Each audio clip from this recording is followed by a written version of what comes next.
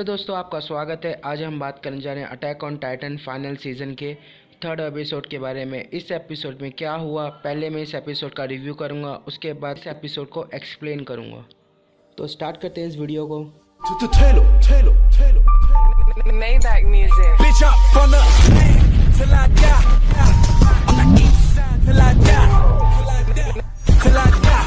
From that bulldoze till I die. Till I die. Die. CLE till I die. तो third episode का नाम है the gateway of hope. इस episode के अंदर मेनली फोकस किया गया राइनर की बैक स्टोरी के ऊपर, जैसे राइनर आर्मर टाइटन बना और कैसे वो पैराडाइज आइलैंड पहुंचा।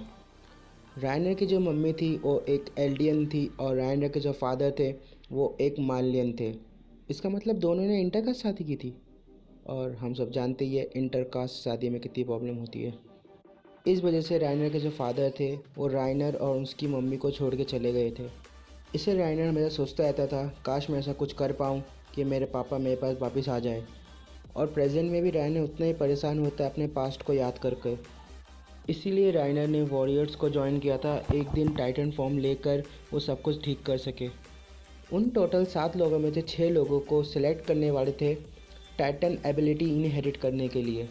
ये सुनने के बाद राइनर बहुत खुश होता है, लेकिन बाकी सब बोलते हैं राइनर तुम किसी चीज़ में अच्छे नहीं हो, ना तुम्हारे पास स्पीड है ना फाइटिंग स्किल है, यहाँ तक कि तुम्हारे पास दिमाग तक नहीं है। तुम्हें क्या लगता है तुम्हें किस बेसिस पे टाइटन दिया जाएगा? राइनर भाई मेरी बात मान, सब जलते हैं तुझसे।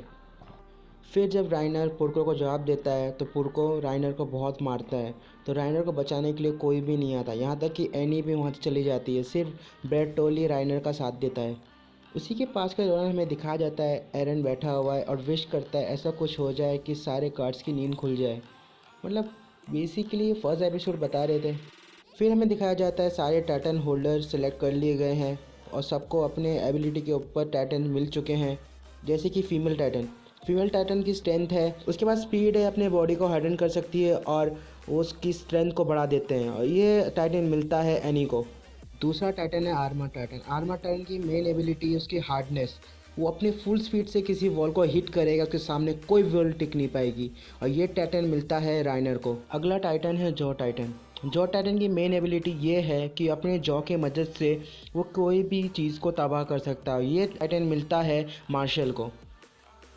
अगला टाइटन है बीस्ट टाइटन अपने थ्रो एबिलिटी की वजह से भी जाना जाता है, लेकिन इसकी कुछ एबिलिटी ऐसी भी है जो हिडन है, और ये सिर्फ कुछ रॉयल ब्लड्स में दिखाई देती है, जैसे कि रॉयल ब्लड, और ये टाइटन मिलता है ज़ीक को।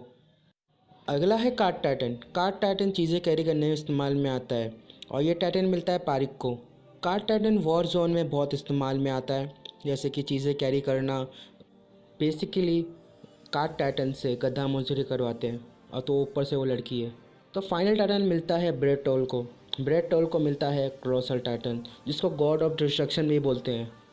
इन सारे टाइटन का इंट्रोडक्शन हमें वॉर जोन में कराया जाता है।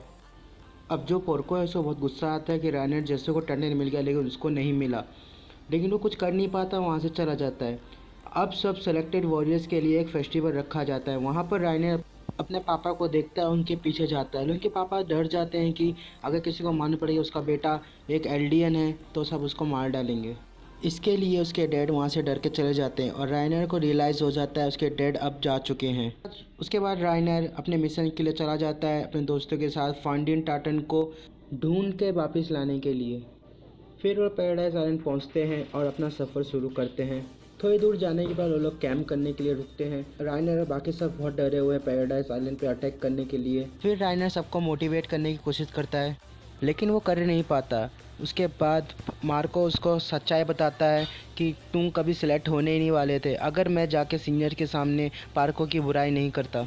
तभी वहाँ पर यमीर आती है और राइनर पर अटैक करती है, लेकिन राइनर को बचाने के लिए मार्शल राइनर को धक्का मार देता है, यामीर मार्शल को खा लेती है। उसके बाद राइनर और बाकी सब वहाँ से भाग जाते हैं। उसके बाद एनी सबको बोलती है हमें फाउंटेन टाइटन को भूल जाना चाहिए, जॉ टाइटन को ढूंढ के वापस लाना चाहिए। अगर जॉ टाइटन हमें नहीं मिला सभी लोग हमें मार्लिन सिटी के अंदर बहुत हेट देंगे। लेकिन इस डर से अगर राइनर की सच्चाई बाहर ना आ जाए, से राइनर डर जाता है और पलट जाता है और बोलता है हमें ये मिशन कंटिन्यू रखना चाहिए। ये सुन के एनी बहुत गुस्सा हो जाती है और राइनर को कुत्ते की तरह मारती है, उसको क्रिटिसाइज भी करती है। बेरटोल्ड सबको रोकने की कोशिश करता है, लेकिन तभी राइनर अपने पैरों पे खड़ा हो जाता है और बोलता है अगर मार्शल नहीं है तो मैं मार्शल की जगह लेता हूं और अपना मिशन कंटिन्यू करेंगे हम लोग। सब चौंके हुए रहते हैं कि इतनी मार खाने के बाद राइनर उठ गया है। उसके बाद एस प्लान सब लोग पैराडाइज आइलैंड के ऊपर हमला करते हैं और मतलब फर्स्ट एपिसोड आपने देखा ही होगा कैसे हमला करते हैं। फिर वो लोग चोट खाए वो लोगों के साथ आके बैठ जाते हैं। उसके बाद वो लोग आर्मी ज्वाइन करते हैं और सबके साथ ट्रेनिंग करते हैं। उनके ट्रेनिंग के दौरान वहाँ पर कैनी को दिखाया जाता है जो अपनी बेटी से मिलने आता है और वो अपनी बेटी से मिसबिहेव करता है। वहाँ पर उसकी बेटी उस पर हमला कर देती है। कैनी की बेटी कोई और नहीं एनी है। उसके बाद हमें दिखाया जाता है कि राइनर अगले अटैक का प्लान बना रहा है। बाकी सब वहाँ पर थोड़ा हेजिटेट करते हैं। तब राइनर सबको बताता है कि हमें किसी से अटैचमेंट नहीं रखनी है, हमें उन लोग के साथ जंग लड़नी है। उसके बाद हमें एरन को दिखाया जाता है। हम सबको मालूम है एरन थोड़ा कमज़ोर है। एरन को देख के राइनर को अपना पास याद आ जाता है। उसके बाद राइनर एरन की मदद करता है। फिर स्टोरी प्रेजेंट में आ जाती है जहाँ पर राइनर सुसाइड करने ही वाला होता है। तभी वहाँ फाल्को आके उसकी दीवार पर सर पटकता है। तभी राइनर को याद आता है उसके बाद भी और भी सोल्जर है जो आर्मर टाइटन को इनहेरिट करेंगे और राइनर रुक जाता है। फिर फाल्को वहाँ से चला जाता है। उसके बाद फाल्को टोमेटास एल्डन के पास जाता है। वहाँ पर नॉन अननोन बंदा यानी कि एरन येगर वहाँ बैठा रहता है। वो बताता है कि मैं ट्रोमेटाइज नहीं हूँ, बस मेरे पास मेरी मेमोरी नहीं है, इस कारण से मैं घर नहीं जा सकता, तो इन लोगों ने मुझे यहाँ आके रख दिया है। उसके बाद वो फाल्को से थोड़ी बहुत बातें करता है उसके वॉरियर ट्रेनिंग के बारे में। उसके बाद एपिसोड ख़त्म हो जाता है।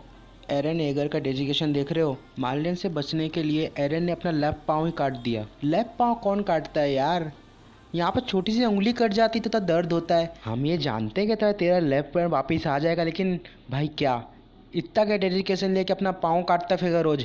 मैं मिलता हूँ आपको नेक्स्ट वीडियो में, तब तक के लिए।